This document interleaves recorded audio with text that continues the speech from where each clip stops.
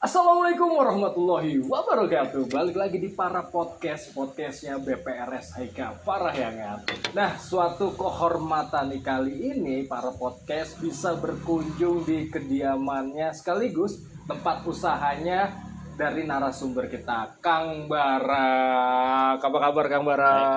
Sehat Kang? Boleh dong disapa dulu Sobat Haika Parahyangan Kang? Ya, apa kabar? Halo semuanya, sehat selalu. Nah, kebetulan pada Para Podcast episode kali ini kita bakal ngebahas tentang usaha atau wirausaha, apalagi yang kemarin telah terdampak pandemi, tetapi dari usaha Kang Bara tetap survive nih. Apalagi usaha Kang Bara pun udah cukup lama Kang ya? Oke. Nah, Kang Bara, apa kabar nih Kang? Alhamdulillah baik. Walaupun di masa Omikron lagi naik gini, aman Kang ya? Aman. Yang penting kita tetap jaga kesehatan, olahraga yang rajin, istirahat teratur, makan teratur, lah, insya Allah. Yang penting badan fit kunci Ya, ya. itu. Nah Kang Bara, ini kan saya lihat kan usahanya ini kopi Kang ya. Kopi, Nah, ya. selain kopi apakah ada usaha lain Kang? Kebetulan Kang Bara tuh sebetulnya desain interior ya. Bisa interior Ya, ya? sama ya kadang-kadang juga suka ngedesain rumah segala macam suka. Gitu. Emang basicnya itu sih. Jadi basicnya desain tapi Bermain kopi. bermain kopi. Ya. Memang berarti edik nih sama kopi. Ya edik lah, rata-rata orang seni itu nggak lepas dari rokok, kopi, ya udah. Untuk cari inspirasi. Iya. Nah kebetulan nih saya lagi nyobain dari kopinya Kang Bara. Nama brand kopinya apa Kang? Kaula, Kaula Coffee. Nah ini tuh tempat alamatnya di mana nih Kang? Jalan Tubagus Ismail 15, nomor 13 Bandung. Tuh, patokannya nanti bisa ada di Google Maps, langsung aja cari Ada Kaula Coffee. Nah itu langsung. Nah ini menu andalannya. Mantap diseruput. Apalagi sekarang kalau untuk kopi nggak hanya klasik Kang ya? Iya, jadi sebetulnya ya kopi itu macam-macam ya, gitu. Kita tinggal balik lagi arahnya mau kemana ya kita bermain kopinya gitu. Nah, kalau Kang Bara ini untuk di kopi dan di kedai ini apa memang full coffee shop aja atau mungkin bermain dari beans sampai atau gimana? Oke, sebetulnya gini, Kang Bar tuh ada ya sama punya partner lah ya, punya partner yang emang udah lama kerjasama gitu kan. Jadi awal mulanya ya main di Beans gitu dari hulu ya, gitu. Nah akhirnya lama kelamaan kita membagi job desk gitu kan, job desk yang kita bagi yang akhirnya menjadi spesialisasi masing-masing. Gitu. Jadi untuk di hulu sekarang memang sudah yang dipegang 100% itu sama partner saya gitu kan. Tapi itu pun selalu discuss sama saya kan bareng, karena ibaratnya gini, kalau hulu itu kan tidak tahu di luar tuh seperti apa perkembangannya dan permintaan pasar di luar seperti apa. Nah untuk mengetahui pasar di luar apa yang mereka inginkan dari Beans Kopi itu informasi dapat dari saya. Oh dari Kang Bara. Betul ya, bahwa ini di pasar tuh seperti begini, keperluannya seperti begini. Berarti kebutuhan konsumen yang tetap dicari. Betul. Ya. Nah kebutuhan konsumen tuh begini yang akhirnya dilapor. Ibaratnya kita discuss lapor ke hulu, dia menyediakan. Dia mengolah gitu kan. Nah, coba bikin ini kata Kang Bara gitu, karena pasar banyak permintaannya seperti itu gitu ya. Itu satu. Terus yang kedua, spesialisnya itu teman saya kan di bagian di hulu. Nah, sedangkan di Kang Bara sendiri itu spesialisnya adalah meracik. Ya, meracik untuk si kopi itu menjadi suatu produk minuman seperti apa. Gitu. Nah, yang akhirnya kan meracik ini yang butuh ibaratnya, wah ternyata kopi ini tidak cocok untuk menu ini, berarti menu ini tuh harus cocoknya prosesnya seperti ini lah gitu. Nah itu pun nanti saya akan konfirmasi ke partner bahwa saya akan membuat suatu menu seperti begini. Itu memerlukan prosesnya tuh A misalnya gitu. Tolong diproses, dibuat di kebun dengan proses A gitu. Jadi kurang lebih berarti menu yang ada di Kaula Coffee ini satu menu bisa jadi satu beans. Betul. Wah, luar Betul. biasa sekali ya. Betul. Karena kan kopi itu kan punya karakter. Yep. Kopi itu punya karakter, setiap biji kopi punya karakter masing-masing, punya cita rasa masing-masing. Nah, saya membuat menu itu mengikuti karakter si beans. Si Binse ya. Jadi tidak memaksakan. Ya, ya. Gitu. Sekarang ibaratnya kopi sudah basicnya asam, misalnya Iya. contoh, dipaksakan untuk misalnya menjadi menu cappuccino, ya ngaco, gitu ketemu susu ya, gitu kan. Jadi tetap harus disesuaikan, gitu. Jadi dari, nah kayak roasting pun sama. Nah roasting pun itu saya mencari. Jadi coba saya dengan beans yang kita dapat, saya roasting ya sedikit-sedikit, mana yang cocok untuk beans ini. Oke. Yang akhirnya karena larinya nanti buat menu kan gitu. Jadi memang karena beans kopi ini punya cita rasanya masing-masing, Betul. jadi disesuaikanlah dengan menunya pun juga nanti masing-masing Betul. ya gitu kan. Betul. Nah ini kan saya di Kaula Coffee ini cukup menarik dan cukup unik ya Kang. Ya. Mempunyai unique point selling yang dimana di sini kan kalau biasanya coffee shop lain menggunakan house blend atau satu bean bisa buat jadi semua menu. Betul. Tapi di sini kan satu bean adalah satu menu nih Ya. Kang. Ya. Nah untuk resepnya berarti semua Akang sendiri yang ngulik atau gimana nih Kang? Alhamdulillah sejauh ini yang menciptakan menu itu saya pribadi. Berarti Kang Bara langsung nih yang Betul. menciptakan menunya Kang. Nah Kang, di era pandemi seperti saat ini Kang, kita tahu udah hampir 2 tahun nih pandemi. Ya. Ini pun di tahun 2022 seperti masih belum usai juga muncul lagi Omikron. Ya. Ya. Menurut Akang gimana nih Kang sebagai pengusaha atau entrepreneur agar tetap bisa survive walaupun di masa pandemi Kang? Ya. Jadi sebetulnya begini, kalau kata orang tua dulu ya, kita tuh kalau sebagai pengusaha, ibaratnya kita pakai satu jaket, atau, nah, tapi harus banyak saku. Satu jaket tapi punya banyak suku. Ya, saku. gimana? Nah, kenapa? Jadi jaketnya sama, tapi ibaratnya tujuan usahanya satu. Nah, bagaimana untuk survive? Nah, itu harus banyak sakunya. Maksudnya saku ini cara. Caranya Jadi, oke. oh ini ternyata nggak cocok, gagal. Coba. Oh, berarti coba saku yang ini. Dengan cara yang ini, oke. dengan cara yang ini, dengan cara ini. Nah, karena kalau misalnya stuck di satu apa namanya strategi, kalau yang namanya bisnis itu bakal selesai. Jadi kalau kita hanya punya satu plan dalam bisnis dan ketika plan itu nggak jalan, udahan berarti. Betul.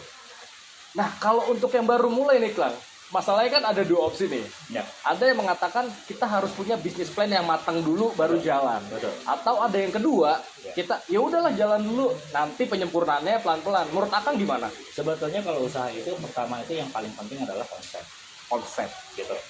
Nah, satu konsep. Kedua, pasar. Target Jadi, marketnya ya? Iya, target marketnya mau kemana? Gitu. Ketiganya, ya, kualitas yang bakal kita jual. Kualitas ya. Ya. Nah, karena begini, karena apalagi kalau di bisnis apa namanya, apakah itu mau kuliner, apakah itu misalnya produk, gitu kan?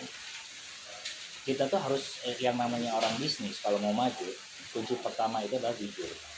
Oke, jujur. Ya, jujur ini bukan berarti kita menipu uang, bukan saja itu, tapi jujur ini dalam arti kalau misalnya kita taruh produk nih, produk ini dengan kualitas grade paling atas, misalnya ternyata real cost-nya taruhlah misalnya 100.000, gitu, ya kita wajar aja, misalnya kita jual 150, ya, jangan kita pengen ngejual 150.000 tapi tidak jujur, memakai misalnya grade-nya grade B atau grade C. Itu tetap kita harus jujur dulu, ya. Kedua, kunci yang kedua itu adalah bagaimana caranya kita ini harus memberi kepuasan kepada customer. Memberikan kepuasan kepada customer. Ya, Berarti dengan kata lain, customer itu harus memiliki mungkin daya ingat dari bisnis kita. Apa nih? betul. Cita rasa atau Betul, kenyamanan atau betul. apa gitu. Sama harus di maintenance. Di maintenance. Di maintenance si klien itu. Kalau dalam dunia kopi contoh maintenance gimana nih Kak? Ya, apa di contoh by WA atau gimana? nih, Kak? Bukan, jadi contoh begini, contoh misalnya setiap customer nih gitu, setiap customer itu kan kita tuh datang misalnya customer beli gitu ya, kita beri edukasi, kita beri penjelasan segala macam pengetahuan tentang kopi. Terus udah gitu kelebihan dan kekurangan kopi itu seperti apa, terus udah gitu kelebihan menu kita apa, menjelaskan secara detail yang akhirnya mereka mencobain rasa menu kita, yang akhirnya dari situ kita ibaratnya kita ngobrol menjadi suatu ibaratnya hubungan silaturahmi yang baik, yang akhirnya kita minta misalnya nomor telepon dia atau WA gitu ya, yang akhirnya kita maintain dalam arti kita jaga seperti misalnya kita meracik minuman baru atau produk baru, kita di sini nih Kaula ada nih gitu baru mau coba lagi tester gitu, lah, gitu tester mau coba datang gitu kan. Jadi tetap kita memberi informasi yang update itu kepada mereka gitu. Jadi customer Kaula ini nggak hanya sekedar beli kopi, duduk, nongkrong, tapi juga bisa menjadi ruang diskusi ya? Betul, karena konsep Kaula ini adalah membalikan ibaratnya kedai yang sesungguhnya. Kedai yang sesungguhnya. Betul. Jadi kedai yang sesungguhnya tuh pada zaman dulu, kedai kopi itu adalah tempatnya berkumpul dan bersilaturahmi dan ngobrol bukan gadget, bukan handphone bukan gitu kan. Jadi orang datang ketemu teman terus, atau misalnya ibaratnya si pengelola itu kalau zaman dulu ya, pengelola itu welcome gini-gini kita ngobrol ke customer atau say hey ngobrol sampai background si customer tuh tahu seperti apa, yang akhirnya oh kamu lagi memerlukan pekerjaan kamu begini-begini nih, kamu sedang memerlukan orang yang bisa begini misalnya. Oh saya punya kenalan, tuh itu orangnya, kita kenalin gitu ya. Akhirnya, nah itulah fungsi kedai kopi yang sebenarnya. Jadi bisa menjadi suatu link juga sebenarnya. Betul. Seharusnya benar seperti itu. Betul. Nah itu tuh pada zaman modern ini, anak muda ini itu sudah hilang. Mulai bergeser dan hilang. Begitu. Nah Kak, Kaula ini kan saya lihat udah punya unik point selling tersendiri daripada coffee shop lain. Nah selain mungkin resepnya tadi satu beans itu mempunyai satu menu, apa lagi sih kan kelebihan dari Kaula mungkin jika dibandingkan dengan coffee shop lain gitu. Apalagi kita tahu coffee shop saat ini merajalela ya. Banyak banget. Jadi kebetulan begini, kalau jadi gini, apapun usahanya, satu kalau pengen ibaratnya maju, ya, kita tuh harus otentik ya, harus otentik, original berarti. Iya, harus original. Nah, original dalam arti begini, bukan full idealis, tidak. Ya, idealis ini hanya ibaratnya boleh sebut 50-50. Jadi ada idealisnya, tapi kita juga harus mengikuti pasar. Tetap target pasarnya tetap itu nomor satu gitu. Tapi ada idealisnya.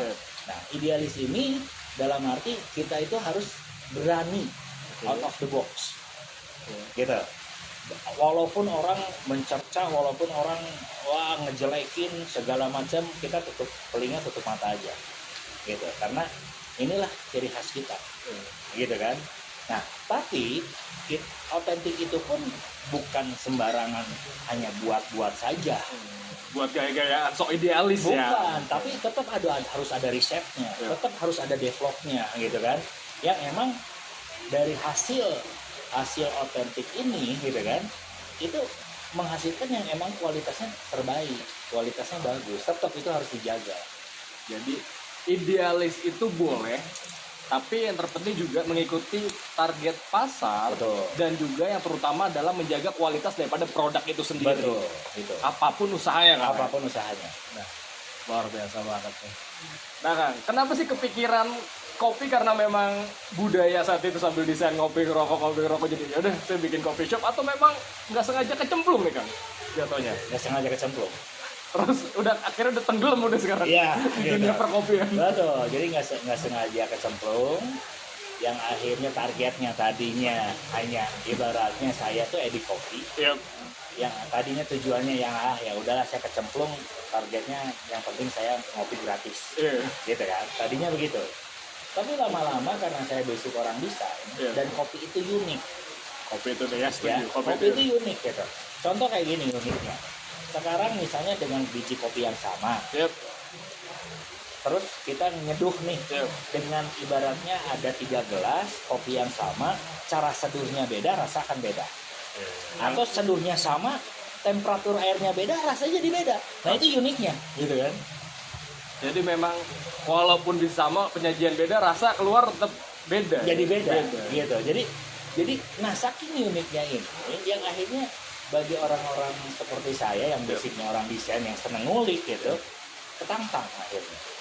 Menciptakan kopi-kopi yang berkualitas. Iya, karena kan orang desain itu dia dituntut untuk menciptakan sesuatu Iya. kan, menciptakan sesuatu. Setelah dia menciptakan, ketemu dia ya sudah, yang sudah, akhirnya dia ngulik lagi, Iya. menciptakan yang baru lagi. Itu kan sebagai orang-orang seni itu seperti itu. Gitu. Jadi inovasi terus ya. Iya, itu kan sudah basic ya, Iya. basic benar-benar dasar banget di orang desain itu atau orang seni itu seperti itu. Nah, pas ketemu kopi, kopi pun gitu, jadi ketemu hal baru terus nggak berhenti.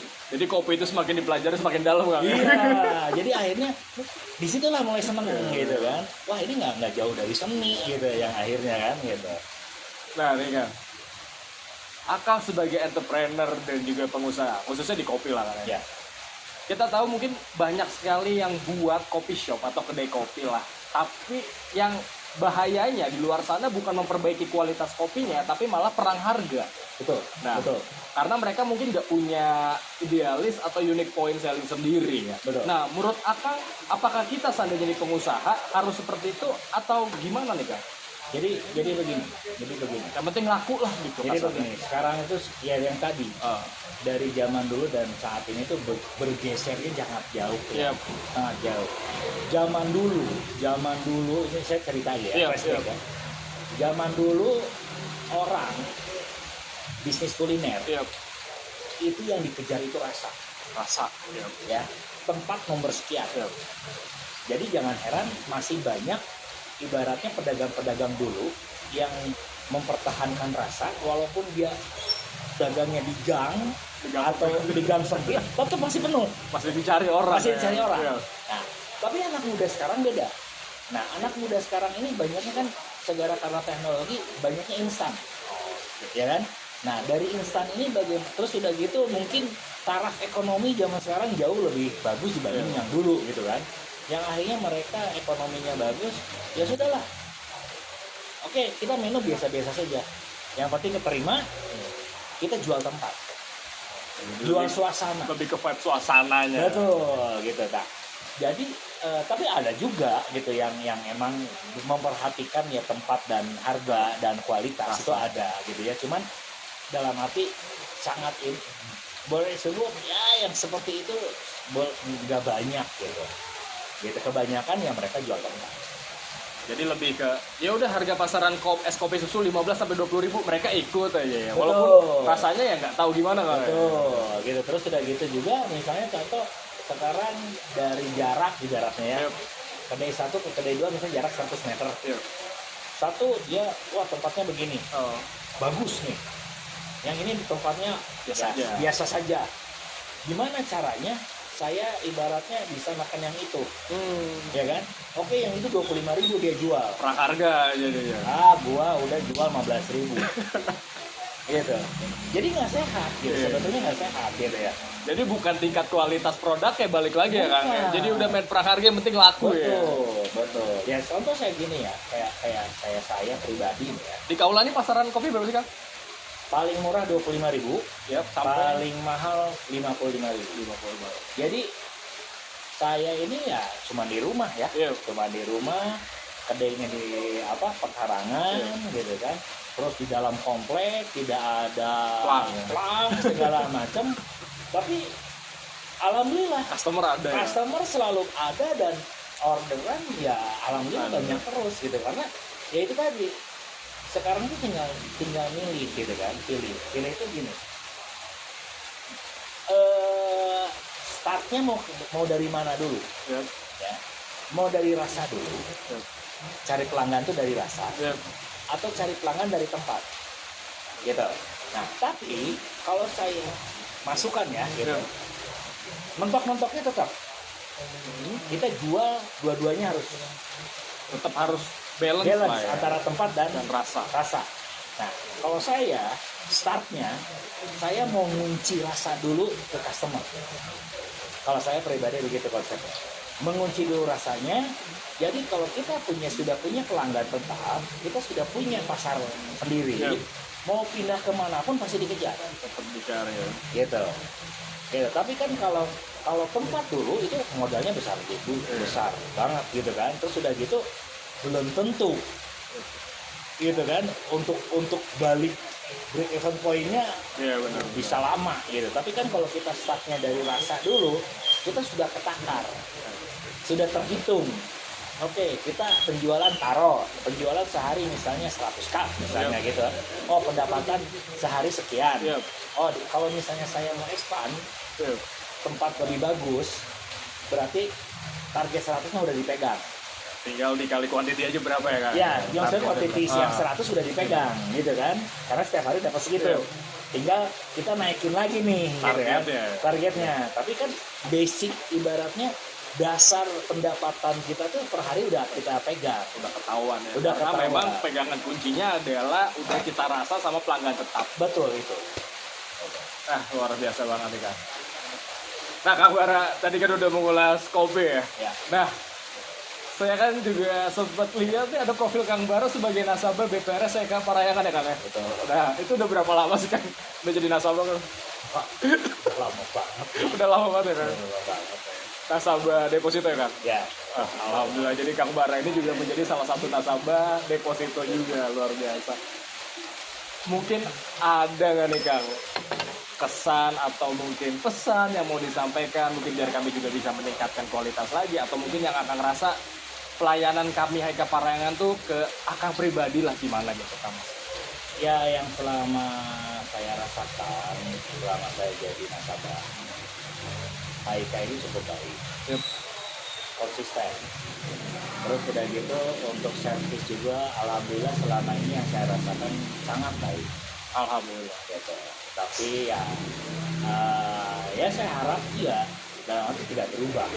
Tidak berubah sama sekali. Gitu kan? Malahan harus lebih harus lebih naik lagi, lebih tingkatannya lebih naik lagi, lebih bagus lagi. Gitu. Jadi tinggal yang sudah berjalan tolong dijaga. Gitu. Siap Kang. Ya, yang sudah ada sudah berjalan tolong dijaga kualitas servis dan segala macamnya, tapi lebih baik ditingkatkan lagi. Akhirnya customer tuh nggak akan ibaratnya merasa puas, merasa aman, terus merasa ya ibaratnya dari terjamin gitu kan. Nah kalau nih lebih naik lagi ya otomatis customer nggak akan kabur lagi ya. Jadi kurang lebih konsepnya sama ya Kang ya? Betul. Kalau dalam dunia bisnis kopi ataupun perbankan intinya adalah kualitas dan pelayanan. Betul, itu nomor satu. Nah, mungkin Kang boleh nih terakhir memberikan tips bagi teman-teman ataupun sobat Haika Parayangan nih yang mungkin di masa pandemi ada yang putus kontrak kerja tapi baru mau mulai usaha. Apakah kendala utamanya harus modal atau gimana Kang? Ya, jadi begini. Kalau saya prinsip hanya dua. Ya. Satu